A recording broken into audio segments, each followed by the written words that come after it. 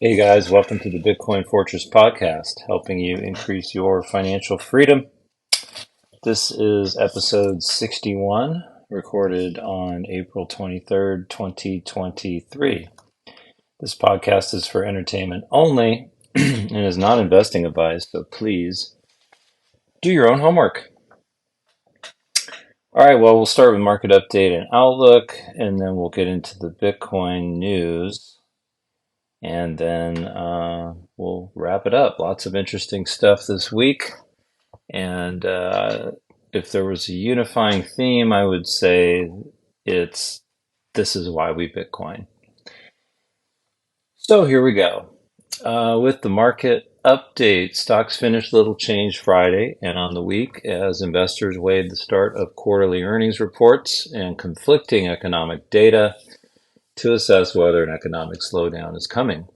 The S&P 500 has been generally stable during the early stages of the first quarter earnings season that the investors expect will show tepid results. Next week will bring a flood of earnings, including from some of the mega cap companies, including Microsoft, Amazon, and Alphabet, whose shares have helped the S&P to rally so far this year. For the week, the Dow Jones fell 0.3% to snap a four-week winning streak, while the S&P 500 slipped 0.1% and the Nasdaq lost 0.4%.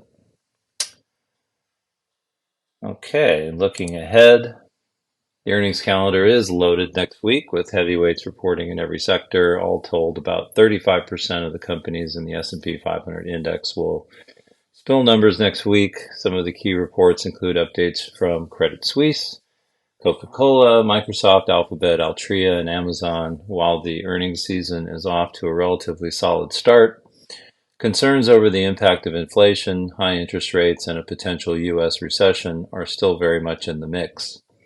Economic releases of note in the week ahead include consumer confidence and the new home sales on April 25th.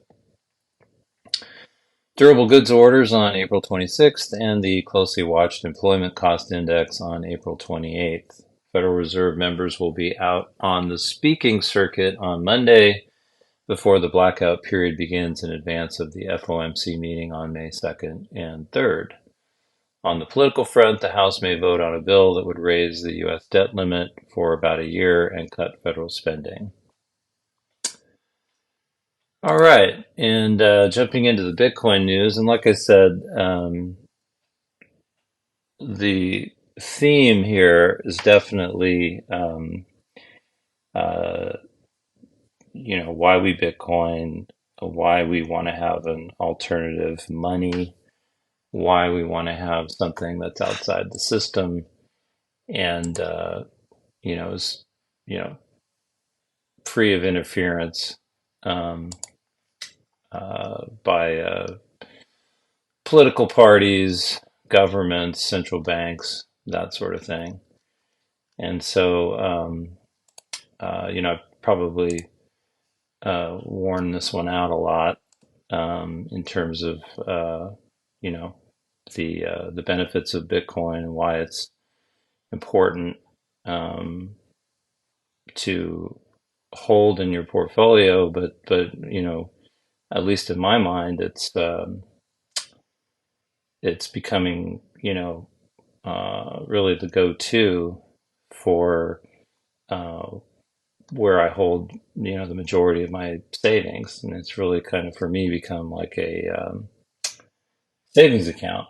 Um, and for example, if I have extra money come in, I sit there, I look at it, I go, well, what else do I want to invest in? And at least lately, I haven't really been able to come up with anything besides Bitcoin.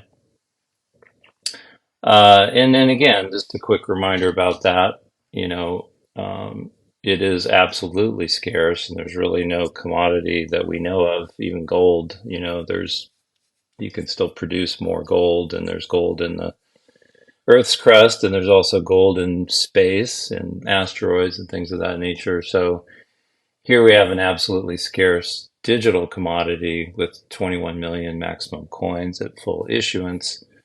Transfers are peer-to-peer without intermediaries, so you can send value to anyone, anywhere in the world with a computer and internet connection. Bitcoin network operates independently of all legacy financial systems. It's first digital global payments infrastructure. There's no counterparty risk when it's self-custodied, so you don't have to worry about anybody stealing your coins. It's trustless, and Bitcoin is not controlled by any person or group. And it's also a hedge against fiat currency debasement and collapse in the same way that gold is, but it doesn't have gold's drawbacks of difficulty to validate, store, transfer, and secure, especially in large amounts. And so I've harped on this over and over in my blog posts and on this podcast, but these are really important things to remember. And I think probably the people that have learned this lesson the most and most recently have been people in the global south, people in hyperinflating countries like Argentina, Turkey, Lebanon, Venezuela, and this lesson could be coming soon to the Western countries, especially as we get into the news flow here. So, ignorance is bliss. People need to wake up and realize that everything's not great, and that fiat currencies follow a natural cycle. The dollar is going to be the best of the bunch for a while here longer, but like all fiat currencies, they eventually debase and then collapse, and so that's really what we're talking about here. So, getting into the news, first article here is from Bitcoin News, titled. Oh, and by the way, I'll include links to all these news articles in the show notes in case you want to go through them afterwards and give them a read yourself. Treasury Secretary Yellen says U.S. government will take any steps necessary to preserve its financial dominance. The U.S. Treasury Secretary Janet Yellen said while her country's financial system is still in good shape, the United States government is still prepared to take, quote, any necessary steps to ensure it remains the most dominant, the report has said. In her speech at the Johns Hopkins University School of Advanced International Studies, Yellen also touted the recent actions taken to shore up the financial system by U.S. authorities following the collapse of Silicon Valley Bank and Signature Bank. The comments by Yellen can't come amidst a growing chorus for the adoption of an alternative reserve currency. As has been reported by Bitcoin.com News, several countries led by Russia and China are pursuing cross-border settlement methods that exclude the US dollar. These countries accuse the United States government of weaponizing the greenback and using its overbearing influence on the global financial system to punish its enemies. I can't deny that that's not true. These accusations as well as the ongoing attempts to de-dollarize have prompted economists to warn that the US dollar may eventually lose its position as the most dominant currency in the world. Losing this status would end the United States' ability to project its financial power globally. However, Yellen viewed that the U.S. government would take steps to ensure its financial system will be the strongest and safest in the world. The U.S. banking system remains sound, and we will take any necessary steps to ensure the United States continues to have the strongest and safest financial system in the world, Yellen reportedly said. Although she recently conceded that the weaponization of the U.S. dollar could potentially cause problems for her country, warned in her speech that the United States government will not hesitate to punish Chinese companies that violate its sanctions on Russia. She added that her government will also impose sanctions on human rights abusers. That's ironic. So anyway, moving on to the next article. This is also from Bitcoin.com. And it's entitled Global Reserves Held in U.S. Dollars Fell to Less than 50%. Official states it has become a toxic currency. Central banks are beginning to diversify their reserves away from the US dollar. A note issued by Horizon SLJ Asset Management on April 17th revealed that the percentage of the reserves that central banks held in dollars hit 47% during 2022, falling sharply since 2021 when dollars represented 55%. Analysts from the firm explained that this decline is just 1 year is, quote, exceptional and marks an acceleration of the predicted erosion rate of the US dollar. The cause, the report states, has to do with the wide package of sanctions that the US government applied to Russia due to its involvement in the current Russia-Ukraine conflict, freezing its gold and foreign currency assets abroad and putting several key companies on the designated entity list of the Office of Foreign Assets Control. The note explains these exceptional actions have made other countries less willing to hold their reserves in the form of US dollars. Surprise, surprise. This de-dollarization trend, fueled by the so-called weaponization of sanctions by the government of the US, has global blocs like BRICS and ASEAN looking for alternatives to safely conduct trade amongst themselves. BRICS is currently studying an initiative for creating a common currency that will be discussed at the next BRICS summit to be held in South Africa. In the same way, ASEAN countries have called for reducing reliance on the dollar and the usage of national currencies for international settlements, fearing the application of secondary sanctions.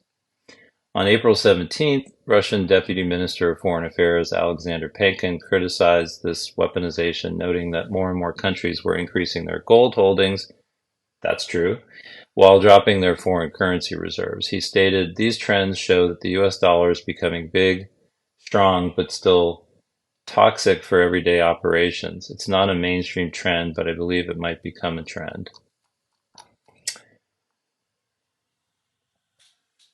And then moving on to the next article, and then this is more on Russia. So this one's entitled, also from Bitcoin.com, Russia to work with digital currencies of other nations. The system underpinning the issuing and circulation of Russia's central bank digital currency may well work with the digital legal tenders of other nations, representatives of the Russian monetary policy regulator indicated this week. Speaking with Russian lawmakers, the central bank officials remarked that the matter still needs to be worked out, but emphasized that various models for interaction between the digital ruble and other CBDCs are currently being developed. The alternatives include establishing two-way integration with each of the other CBDC platforms or launching an international digital platform which would facilitate the simultaneous interaction between the digital currencies of multiple issuers. The Central Bank of the Russian Federation remains opposed to the free circulation of decentralized cryptocurrencies in the country and does not plan to create a national crypto exchange, its representative said, quoted by the crypto news outlet Bits Media. However, considering the option to legalize international crypto settlements under experimental legal regimes, a special organization will be set up to facilitate the purchase and sale of cryptocurrencies between participants in such transactions. The CBR does not plan to issue a stablecoin pegged to the national fiat, according to the statements made during the meeting with members of the New People's Party.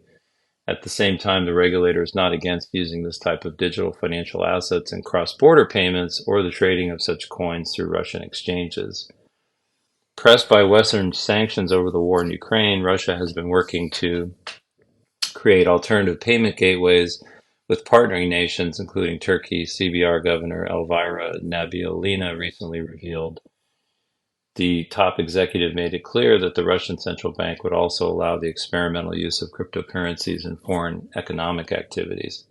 So it's kind of interesting. In Russia, they're looking at encouraging cross-border transactions in cryptocurrencies, including Bitcoin.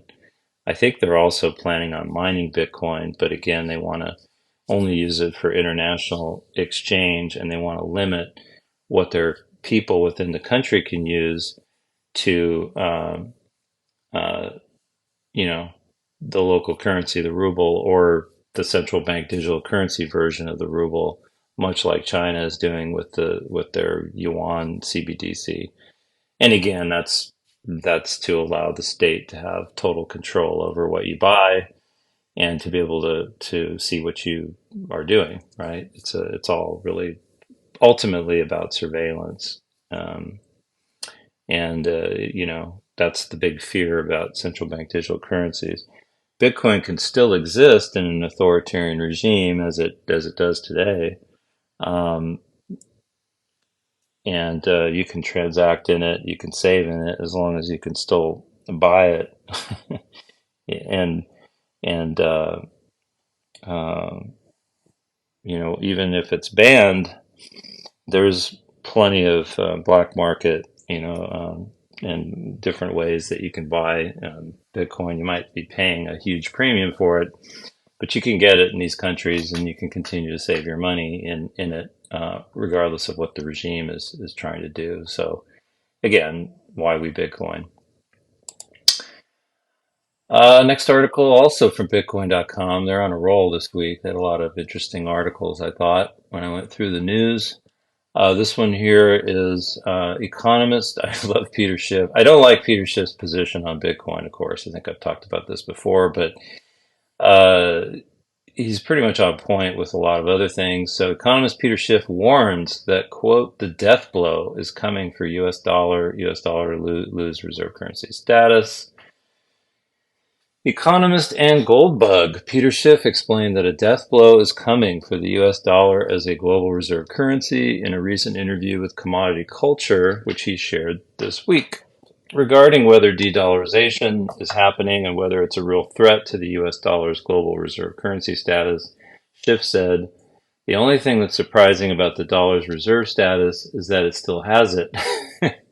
Despite everything that we've done, we still haven't lost that privilege. He elaborated, I think the current financial crisis, which just started, is going to ultimately deliver the death blow to that status. The Economist added, people are still reluctant to call it a financial crisis, but that's exactly what it is. Except it's bigger in scale and it's going to be far more impactful than the 2008 crisis. He cautioned, it's probably going to result in even more aggressive and reckless monetary and fiscal policy. And this time, it's going to take the dollar's reserve status down with it. That's going to really complicate things here in the US because it's going to send inflation much, much higher and American standards of living much lower, he opined. Responding to a question about whether the US dollar is at risk of hyperinflation, Schiff detailed, there's always a risk. For every country that issues fiat currency, inflation is always a risk. The question is how high the probability, the economist continued. I think the risk is a lot higher now than it's ever been, and in order to avoid that outcome, it's going to require some very difficult political decisions and choices that need to be made to avert that outcome. Schiff has consistently warned about an incoming financial crisis. Earlier this month, he advised people to get rid of their US dollars now.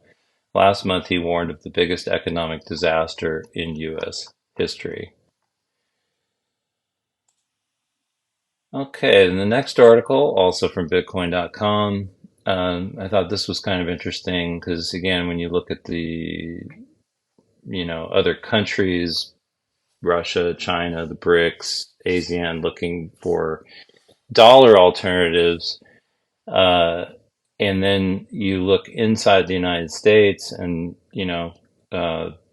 states are looking for alternatives to a dollar. So that should also, again, be another signpost for people that maybe everything's you know not that great. So this article here is entitled Arkansas Makes Gold Silver Legal Tender. 23 states involved in similar legislation to establish US dollar alternatives. Now, when I read this headline, I was like, wow, that's almost half of the country. I mean, that's interesting. So moving forward here into the article, it says the state of Arkansas has moved to make gold and silver function as legal tender in its territories. The Arkansas Legal Tender Act, signed by Arkansas Governor Sarah Huckabee Sanders on April 11th, explicitly mentions that gold and silver specie, meaning any kind of bullion or coin containing these materials, can be used to pay for debts. The Act also specifies that specie or legal tender shall not be characterized as personal property for taxation or regulatory purposes, and that the purchase, sale, or exchange of any type or form of specie shall not give rise to any tax liability. Well, that's pretty big. The law, which will enter into validity 90 days after its approval in the April 7th legislative session, makes Arkansas the fourth state to designate previously approved gold and silver coins as legal tender, behind Wyoming, Oklahoma, and Utah. 23 states are currently developing regulations that will also allow their citizens to use gold and silver as legal tender, according to the 10th Amendment Center, a federalism advocacy organization. Michael Marahi, communications director for the 10th Amendment Center, believes this is an initiative to undermine the powers of the U.S. Federal Reserve, noting that states are nullifying the Fed on a state-by-state level. The theory behind this idea is that it is a multi-currency environment. The better currency will be the one that prevails. In this sense, constitutional tender expert Professor William Green explains, over time, as residents of the state use both Federal Reserve notes and silver and gold coins, the fact that the coins hold their value more than the Federal Reserve notes do will lead to a reverse Gresham's law effect where good money, gold and silver coins, will drive out bad money. The debate of making gold and silver legal tender comes from way back, with experts stating this possibility is enshrined in the U.S. Constitution, which states that no state shall make anything but gold and silver coin a tender in payment of debts.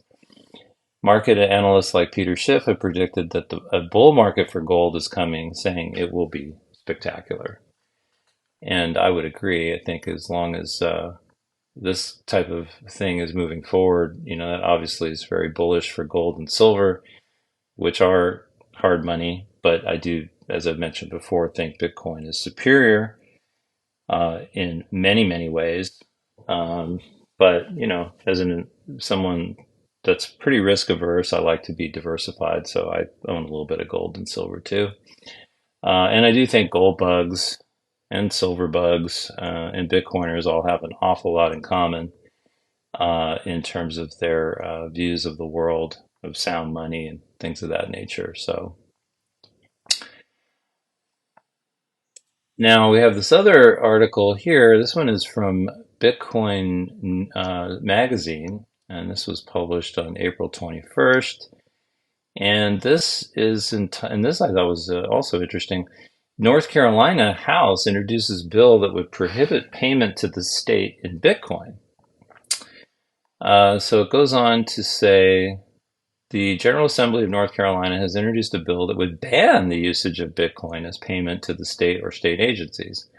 So this is a state that's kind of going in a different direction with respect to Bitcoin. Because there are some states that are enacting laws to basically guarantee Bitcoin mining can continue in the state, for example. There hasn't been a lot on legal tender type stuff for Bitcoin lately, but anyway, moving on, it says, according to a source familiar with the matter, the original intent of the introduction of the bill was to prevent the usage of CBDCs in the state. However, the wording in the bill encompasses cryptocurrencies and Bitcoin instead of CBDCs and appears to be a direct anti-Bitcoin and cryptocurrency usage bill. The bill, which carries the short title of No Cryptocurrency Payments to State and is sponsored by House Representatives Warren and Brody, provides two definitions. It defines cryptocurrency as digital or virtual currency that relies on cryptography to effect transfers in a decentralized network to record transactions. And a state agency as any institution, bureau, board, commission, officer, or political subdivision of the state. The bill then proclaims that no state agency shall accept a payment using cryptocurrency and that the act is effective when it becomes law. Although short, the bill would be a step in the wrong direction for the state, which just recently saw other legislation pushed forward to halt Bitcoin mining operations in the county encompassing the city of Asheville. The source familiar with the matter stated that it is likely that this bill will be contested and that efforts to educate legislators will likely take place. So not all the states are on the same page, obviously, with respect to Bitcoin. And then there was some kind of big news last week. The EU um, passed a new law regulating cryptocurrencies um, called the Markets in Crypto Assets, or MiCA for short. And then I came across this op-ed piece that I thought was kind of interesting, that kind of interprets that a little bit. So this article was from CoinDesk, and it was published on April 20th by Daniel Kuhn. Why the EU has MiCA and the US has securities law confusion. So jumping right into this, the European Parliament went ahead and did it. Today, after years of deliberations and at least two official delays, the landmark Markets in Crypto Assets regulatory framework was voted in. European Union legislators also passed a separate crypto-related rule known as the Transfer of Funds Regulation that imposes stronger surveillance and identification requirements for crypto operators, CoinDesk Jack Schickler reported. The rules were described as a world first by the European Commission's Mairead McGuinness and also as an end of the Wild West era for crypto assets, according to Green Party lawmaker Ernest Urtasun. The laws, which will be enforced at the state level, still need to be officially approved by the supra-governmental body called the EU Council, are just about cleared to take effect next year. The Council's approval is more of a formality at this point, considering it already approved the text of the law last year. For many, MiCA represents a crucial step forward in the crypto industry. It's the first major attempt to provide a comprehensive set of rules for crypto companies so they know in advance what they can and cannot do and where their responsibilities lie if they want to operate in the 27-nation-strong trading bloc. The European Union hopes it sets the global standard and in some sense is worried about MiCA's effectiveness in the EU if similar rules are not adopted everywhere. CoinDesk has written a number of overviews of the legal framework, but in short, MiCA requires crypto firms like wallet providers and exchanges to be licensed by the EU and comply with money laundering and terrorism finance safeguards if they want to serve EU-based customers. And for those of you that don't know, complying with money laundering and terrorist financial safeguards means they want to surveil the money and make sure that they know who's paying who, when, and how much. And it's really not about money laundering and terrorism because it really hasn't worked. But that's a whole nother discussion. Some have balked at the reporting standards, which will undoubtedly weaken privacy. See, for crypto users in the name of customer safety and national security. So, this is always going to be the trade-off. Your safety and security for your privacy. And we see that, I think, more and more today in not just in this area, but in a lot of other areas too, in politics. But considering how regulatory uncertainty has damped the crypto industry's ability to grow over the past decade, that's been a recurring line from crypto lobbyists and advocates. The move brings some amount of welcome transparency and stability. Binance CEO Changpeng Zhao tweeted his support, calling MiCA a pragmatic solution with which his exchange will comply. All this is in comparison to the other two massive crypto markets in US and China. At least on paper, China has officially banned all crypto activity, but recent smoke signals suggest that freeze could thaw, at least in a Hong Kong financial sandbox. The country has not been able to stamp out crypto trading or mining entirely, and legitimizing some portions of the industry could be a boon for those looking to return. Meanwhile, in the US, there seems to be a coordinated effort of elected representatives, unelected regulators, and overpaid policymakers, as well as the Federal Reserve and Biden administration, to get crypto out of the wider economy. It seems to be part of what President Joe Biden has called a, quote, whole of government approach to dealing with crypto in an executive order at the beginning of 2022, before the worst excesses and calamities of the year came to light. There are still authorities in the U.S. working to legitimize and regulate crypto, even if some high-powered officials like Gary Gensler, chairman of the U.S. Securities and Exchange Commission, are opposed to writing new rules. According to Gensler, the financial rules already on the books are clear enough to cover the novel peculiarities of decentralized tech. Political infighting between those who want to give crypto time to find its legs and those who prefer kneecapping it has left the entire industry worse for wear. Right now, Ether, the second largest cryptocurrency by market cap and the native token of the Ethereum blockchain, is in a situation similar to Schrodinger's security, stuck in a superposition of being both lawful and not, essentially because Gensler has said Ether may and may not have fallen afoul of the Howey test definition of a security. Such legal insecurity has led the chief executive of Coinbase, the largest U.S. crypto exchange, to say it may have to leave the country. You can say it's an empty threat considering Coinbase's business is built around extracting fees from U.S. customers, but Brian Armstrong is hardly alone.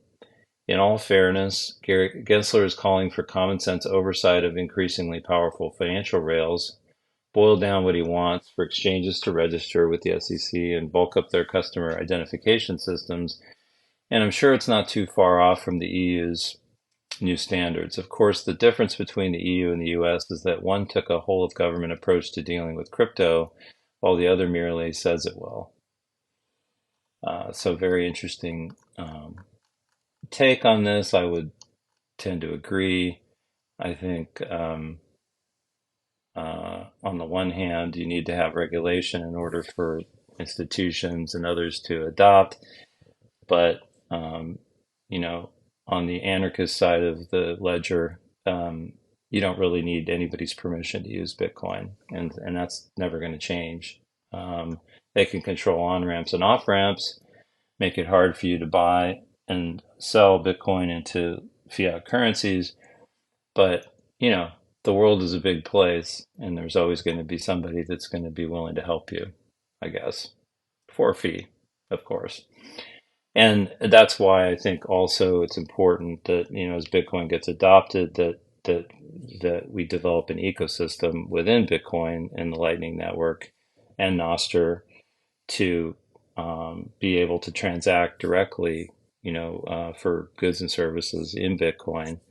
Now that does create tax issues for you if you live in the US, because every time you use Bitcoin to buy something, it technically creates a taxable event for you, which is why legal tender, such as like El Salvador, is great because you can go there and use your Bitcoin. It doesn't matter how much you bought it for or what the price is when you use it to buy something, it's not taxable. So again, this is why we Bitcoin. And then just a reminder, I did post a new blog post this week. I'll put a link in the show notes. It's been a while since I did a housing update. I think the last one I did was back in December. So I went through the housing market again on a national U.S. level as of, well, whatever the latest data I could find as of April 2023. So I think it's kind of interesting. Still, I think expensive, still slowing, and other than owning my own home, which I think is important to fix your cost of occupancy, assuming you could afford the payment and you have a nice long-term, low interest rate mortgage. Not really excited about investing in real estate, and I did talk a little bit in there about, I did a comparison between real estate and Bitcoin as, sort of an alternative investment strategy. And I don't know, I think Bitcoin wins, certainly right now it does. Okay, well, that about wraps it up for this week. Thank you for listening to the podcast. If you enjoyed the show, please like and leave a comment. Also, don't forget to subscribe on your favorite podcast app so you don't miss an episode. You can also follow my Substack at bitcoinfortress.substack.com. And you can follow me on Twitter. My handle is @NickReichert. And also, if you're listening to this, you might want to switch to Fountain, which is what I listen on. And you can earn Bitcoin just for listening. And you can also tip in Bitcoin if you like the content that you hear on the platform. So it's pretty cool. I've been tipping some of my favorite shows, just a few sats here and there. Anyway, that's it. Talk to you all next week. Bye-bye.